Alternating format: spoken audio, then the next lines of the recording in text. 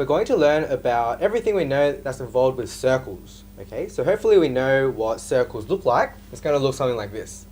So we're going to be learning about specifically the various different types of terms that we need to know in the different parts of this circle. Okay, now the first thing we're going to learn about this circle is something we like to call the radius. Okay, so the radius is any line from the center of the circle to the outside. Okay, and as you can see, this is also what we like to call a radius. Okay, this is also radius, and this is also radius. So everything from the center is what we like to call a radius.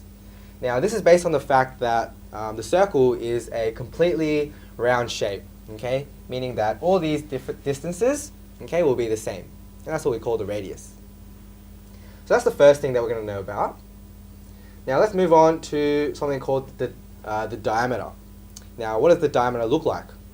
So in the circle, okay, this is what we're going to call the diameter. Okay, so that long line that goes in the middle of the circle. So what is the definition of a diameter? Okay, so it says here an interval running from one side of a circle to the other side of the circle, okay, but it passes through the center. Okay, so what that means is even if I draw a line like this, that is also a diameter. Okay, so it pretty much just has to pass through my center. Okay, now we have something called the circumference. So let's get a nice visual representation. Okay, so when I have a circle, all the outside edges is what we like to call the circumference. Okay, now the circumference is a special name for just describing the perimeter of the circle. Okay, so the perimeter of this circle has a special name called the circumference. Okay, so we have what we like to call an arc now. Okay, so I want to get a little bit more specific now. So please pay attention. So in a circle, if I just take a little portion of my circumference, okay, and just take this part, this is what we like to call the arc. Okay, so the arc is just a little part of the circumference. Okay, so that's an arc. Now looking at a sector, it's very similar to an arc, but it's more talking about a little part of an area. Okay, so in a circle, I can take this little slice here, and that's what we like to call a sector. Okay, so it's this little area here. Okay, so we can think of it as a slice of a pie, okay, or we could think of it as like a pizza slice of a circle. Okay, but try and familiarize yourselves with that shape. Okay, so this looks like a sector. Now moving on to quadrants, okay, so if we look at what it would actually look like, it's going to be a circle that is the quarter of a circle, okay, so that little portion of area that is just 90 degrees, okay, meaning it's a quarter of the circle, that's what we like to call a quadrant, okay. So it says here a sector that is a quarter of a circle with angle 90 degrees in the middle, okay, so that's quadrant. Now, semicircle is a little bit more obvious, it's a little bit more intuitive, it's just half of a circle, right? Okay, so half of a circle, just this part is, we'll call that a semicircle. Okay, so now we have something called a chord. Okay, so it's pretty, first thing we'll do is just look at it, what it looks like. So in my circle, okay, this is the chord that I'll be talking about. So that's the chord there. Okay, so that little line inside. So what's the actual definition of it? So it's an interval joining any two parts of the circle. So if we have any 2 points here, we just draw that line. Okay, that is what we like to call a chord. Okay, we're almost there. We have something called a segment now. So a segment, again, it's a portion of the circle, so it's a part of an area. So when I have a big circle like this, and I have a chord here, okay, and I have that area here with that arc, what this area is called is a segment. Okay, so I want you to familiarize yourselves with the name as well as what it looks like. Okay, so that's my segment in there. Okay, and it's just a region cut off by a chord. Okay. Okay, so now we have something called a tangent. Okay, so if we look at a circle here, if I draw any line, okay, that touches the circle at one specific point, that line is called a tangent. Okay, so if you have a look at it, it says a line outside of a circle that touches the circle at exactly that one point. Okay, then the line is what we like to call a tangent. Okay, so we have something called the circle symmetry. Okay, so if we just look at a circle, we're going to talk about, we know what symmetries are, like axes of symmetries and stuff like that. So that's one symmetry of the circle, okay? And we have many, many symmetries of circles, okay? So all these are symmetries, or axes of symmetries, okay? Or in other words, we have an infinite number of symmetries, okay? So a circle can be folded in half in an infinite number of ways along the diameter. So wherever we can draw a diameter, which is pretty much anywhere, that will be my axis of symmetry, okay? And a circle has an infinite number of those, okay? So that's just what I said, it has an infinite number of circle symmetries. Okay, so let's move on and try and test ourselves to see how much we've remembered from the terms. So looking at question 1, we have to find the suitable word that describes this situation. So the distance from the center of a circle to the side. So before we find the term, let's just try and see what that would look like. Okay, so it's going to look something like this. The distance from the center of the circle to its side is the first thing we learnt, okay, which is a radius. Okay, so this should be one of the more easy ones. Now looking at the next one, a quarter of a circle. So again, let's just try and visualize this. A quarter of a circle, okay, like this, and it's 90 degrees there, okay, and this is what we're going to call a quadrant.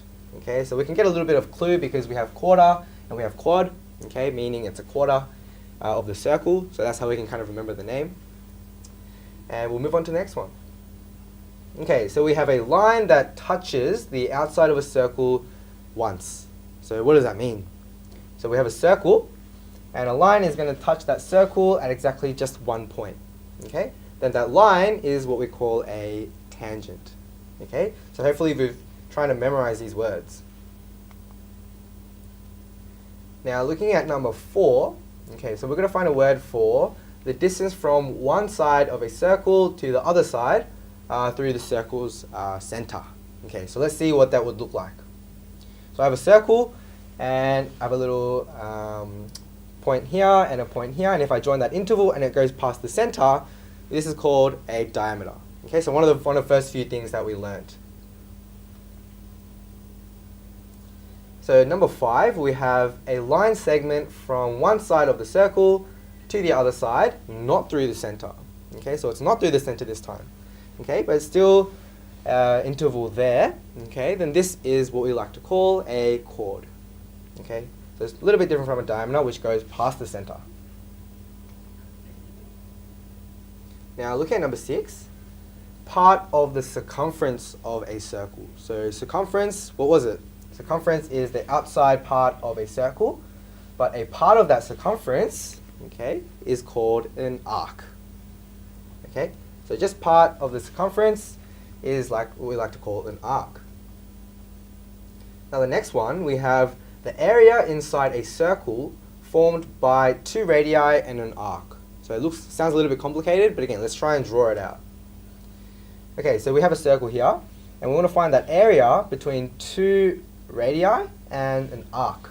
Okay, so we have this little thing that looks like a pizza slice. Okay, and this is what we like to call a sector. Okay, so again, we're not talking about lines, we're talking about areas here. Now we have the area inside of a circle formed by a chord and an arc. So again, that's describing the situation. What does it actually look like? So we have a circle and we have a chord and an arc. Okay, that area, okay, what are we going to call that area? It is called a segment. Okay, so that little portion there. Okay, so half a circle is a little bit more easier. We'll just go straight to that. Half of a circle is what we call a semicircle. Okay, so hopefully we can never get that one wrong. Okay, so we're going to learn about something called ellipse. So question 10 says, an ellipse is a flattened circle. Find how many axes of symmetry of an ellipse. So it says it's a flattened circle. Okay, so it's going to look something like this. So it's not a perfect circle, but if we have a circle and we kind of flat it down, then it's going to look something like this. Okay, this is called an ellipse. So just looking at this shape, how many axes of symmetry do you think this would have? Okay, So it's not an infinite number like a circle. Okay, so it's got one on the side horizontally here, and it should have one vertically there. Okay, so how many axes of symmetries? Just 2. Okay, so this ellipse has only 2 axes of symmetry. Now, question 11. Find the following from the shape. Okay, so find the following from the shape. The first part is axis of symmetry. So we have a little sector here, and we'll find out how many axes of symmetries this one has. Okay, so we can kind of see that there'll be one down here, and if you look carefully, that's the only one. Okay, so we only have one axis of symmetry. Now, looking at the next part, they're asking us for the order of rotational symmetry. Okay, so how many times can this shape rotate around to get the same symmetry? Well, none, because that's the only form that it can look like. Looking at question 12, find the following from the shape again. So we have this shape here, and the first part says to find the axis of symmetry again. So looking at this, it's not quite an ellipse, but it looks quite similar. Okay, we're going to have an axis of symmetry sideways, and we're also going to have a vertical axis of symmetry like that. Okay, so none of this is not an axis of symmetry. We'll only have 2 in this case. Now, looking at part B, again, they're asking us to find the order of rotational symmetry, which is if I take any symmetry here, and it's asking us how many times can I rotate this shape, and I'll still get the same symmetry. Okay, well, in this case, I can rotate it this way and one other way upside down. It'll still give me the same one. Okay, so we only have 2. Okay, so we answered a lot of questions regarding circles, and we learned a bit of symmetry at the end as well. Okay, but what I want you to really take away is to not forget the words and the terminologies that's related to the features of a circle.